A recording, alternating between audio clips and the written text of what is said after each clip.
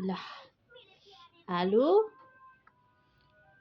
आलुमा नुन खुर्सानी है साथीहरू।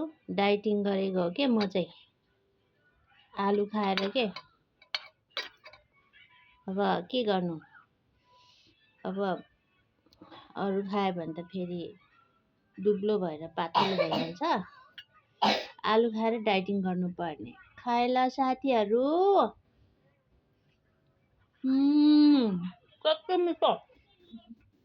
आहा,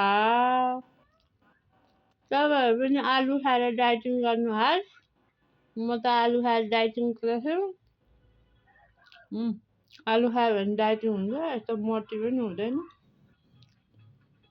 नुन खुर्सानीसँग आलु खाने, तेल खायो भने त मोटाउँछ साथी हो। अब नखानुहोस्, आलु खाएर डाइटिङ गर्नु। आलुमा प्रोटिन पनि पाउँदैन एउटै। कति मिठो कति मिठो। अब टिकटकको साथीहरू सबै आलु खाएर डाइटिङ गर्नुहोस्। म त आलु खाएर डाइटिङ गर्दैछु आज।